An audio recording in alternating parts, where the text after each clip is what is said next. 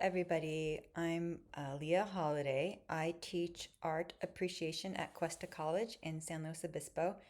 And welcome to my capstone project, Art Appreciation in the Age of AI.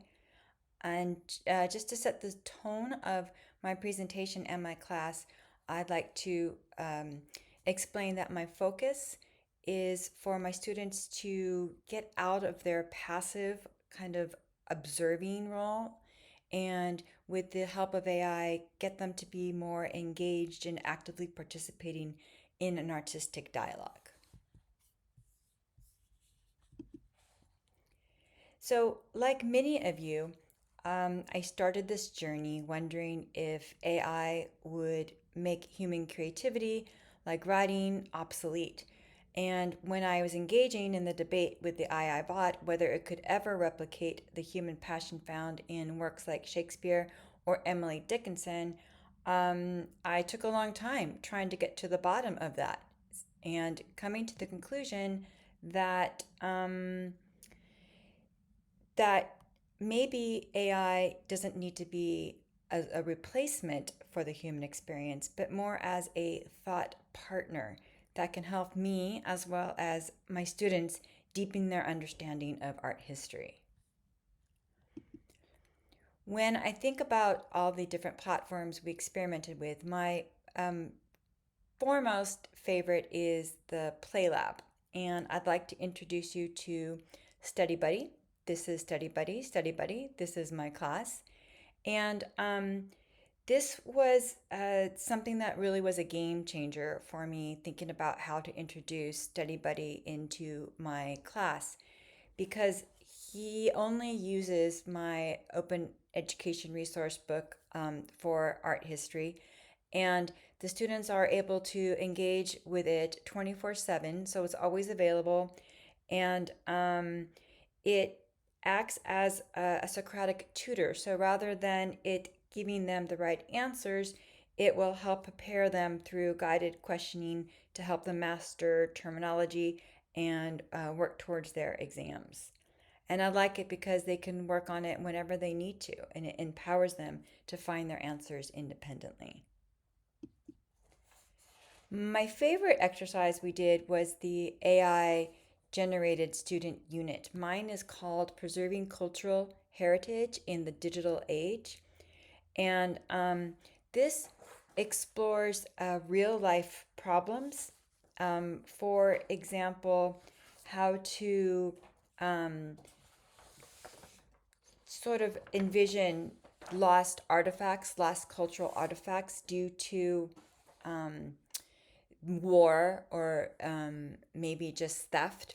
And this lets them explore that through different platforms like Dolly to visually recreate lost art and Perplexity to help them research the historical context.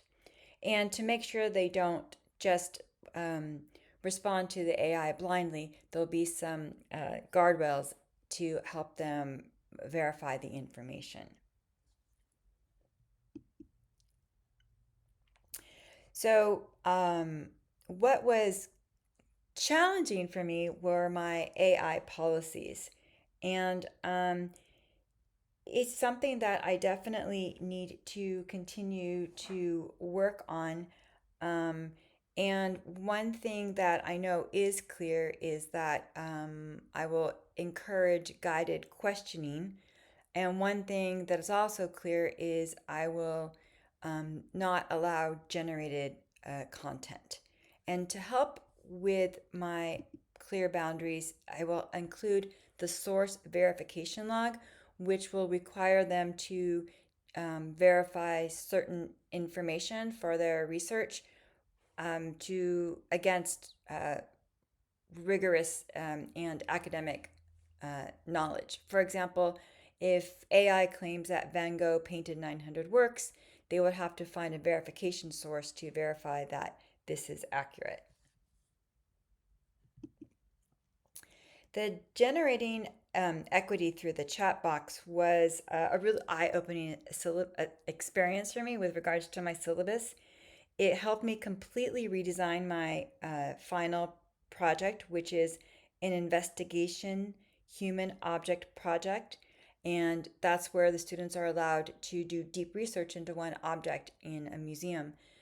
And I really decided to switch it up and not give them limited amounts of museums, but to open it up so they are engaged in an object for this project that enriches them and touches on their maybe their identity or their cultural heritage. And another thing I came to notice was my equity gap in terms of my students mostly rely on their phones. And so that promoted me to get some help from the librarian. And I've already had some conversations with her. So next semester, we have some um, in class labs in the library where she'll show them how to use the computers and show them how to access the AI there. So everybody will have equal access. And my impact and next step, I expect by integrating these tools that I hope to see my students connecting more deeply with the material in my class as well as their cultural heritage. And I'd like to hope that they are feeling supported during their research rather than sometimes the frustrating faces that I get during the research process. And before I sign off, I just want to make one more note about the continuous learning journey using AI. And it goes back to kind of a Pandora's box. Once you start looking at your policies and you start looking at your curriculum, you realize all the flaws and inconsistencies. So I realized that this is an ongoing process for me, and I will be right there along with my students, learning how to prioritize learning creatively and teaching them not just how to use these tools, but also how to question and verify them. And to help me with my vision, I used these tools. I used Gemini Pro, Equity Chatbox, DALL-E 2, Perplexity, Canva, and Gamma. And all of these were really helpful in helping me to create my curriculum as well as this slideshow. I wish you all a very happy holiday and thank you for listening.